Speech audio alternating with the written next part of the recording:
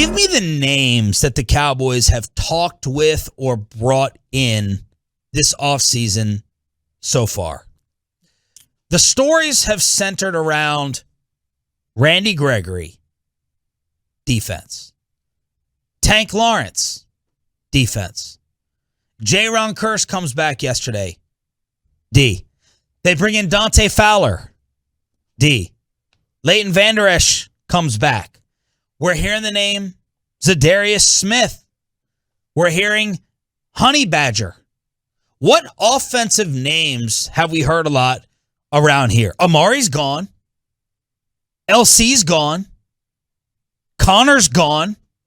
They brought back Michael Gallup, and they got a spare receiver from Pittsburgh. All these names, these moves, and these talks have been about defense. So, RJ, I ask you, is there any chance, and you've been a fan of zagging I am. when other people zig. I am. Is there any chance that the Dallas Cowboys are saying, you know what? We're going to learn a lesson from San Francisco. And the two lessons are, we need to be tougher. That one I know they feel, and they're right. And the second is, hey, they beat Green Bay at Lambeau. Let's do it with defense. You know the Cowboys respect Rick Gosselin. A lot of people do. Maybe they heard or read Rick Gosselin's article on defense winning the championships. How did you see it? Are you traitor to us? Are you paying for a paywall? Yeah, what are you doing over there? Of the 55 Super Bowl champions, 48 of them ranked in the top 10 in scoring defense. Now, the Cowboys were number 7, so they were in the top 10. But 16 of the champions were number 1 in the league in scoring defense, and another 18 finished in the top 5. Cowboys are just outside of that. So I'm just wondering, what percentage are they believing in Dak? And if it's not 100, let's go ahead and let's try to win on that side of the ball. That's my Cowboys win with defense theory that I know you dread, but history says that's what actually wins a championship. The Rams and the Bengals, they bucked that trend this year. Look, I do like to zig when they zag. There's no doubt about that.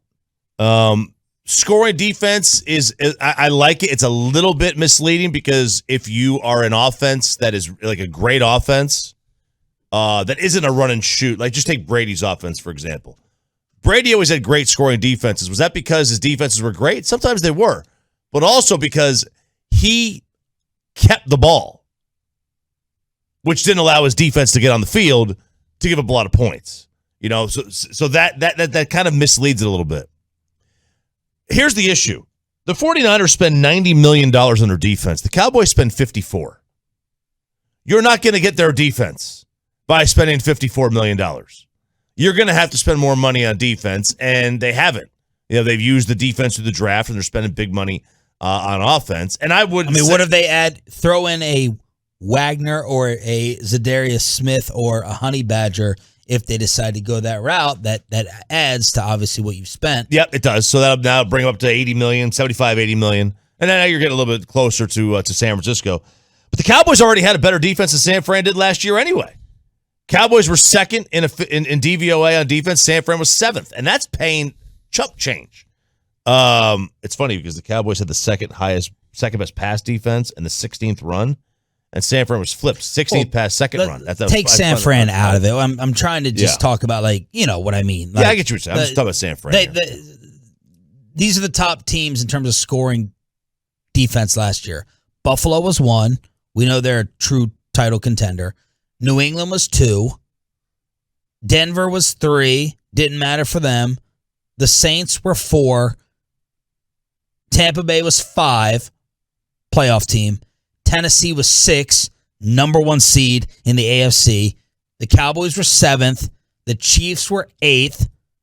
Conference title game. Indianapolis was 9th. Should have made the playoffs. San Francisco was 10th. Arizona was 11th, playoff team. Yeah. So maybe they're saying we need the defense to carry us a little bit more. So goodbye to Amari and goodbye to our offensive linemen. Yeah.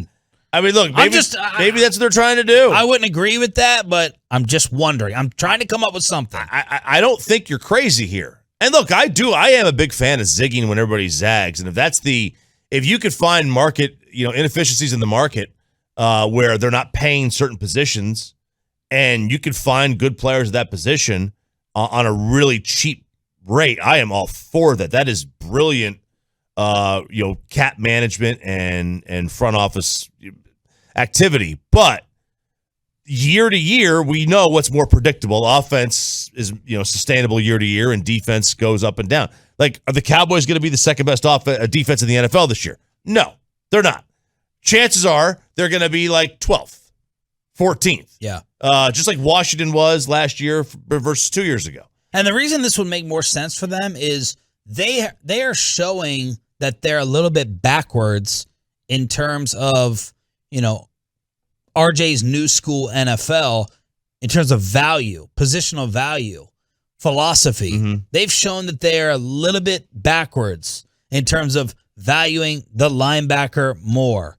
And getting rid of the tackle and the receiver. Now, the Cowboys aren't stupid. They know that tackle and receiver are really, really high up on the value list, but Zeke is still here. Yeah. So, they got it with safety. They realized it was safety, but I mean, would it shock anyone if Mike McCarthy last year kept talking about complimentary football and we need to run it better, and he was talking about his run first analogy the other day towards the frustrated Cowboy fans. Yeah. I don't know. I'm trying to come up with something because taking this much of a step backwards makes no sense with a quarterback in his prime. Okay, so I'm over here sitting with my tinfoil hat on. Ooh. Can I throw something out there? Okay. By the way, list those names again of players that the Cowboys got this season that they brought back. Well, the attention and the offers have been on Tank. Yep, defense. Randy Gregory. Defense. Jayron Kearse. Defense.